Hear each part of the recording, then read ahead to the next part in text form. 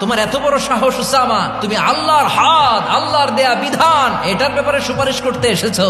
তোমরা কি জানো তোমাদের আগে যত কওম, যত গোত্র, যত জনপদ ধ্বংস হয়েছে তার কারণ ছিল তাদের মধ্যে গরিবরা অন্যায় করলে তারা বিচার করত, আর ধনীরা অন্যায় করলে তারা মাফ করে দিত। খবরদার! মক্কার একটা ভেরি প্রেস্টিজিয়াস এন্ড ডিগনিফাইড ফ্যামিলির নারী চুরিতে ধরা পড়ল। চুরির বিধান হলো হাত কেটে দাও। সাহাবারা চিন্তায় পড়ে গেলেন।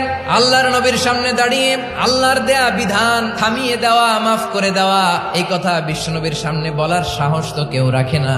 কেউ কেউ বলল, উসামারে পাঠাও। তরুণ সাহাবী বিশ্বনবীর কাছে গেলেন, যে বললেন, এবারের জন্য কি এই মহিলাটারে মাফ করে দিলে হয় না?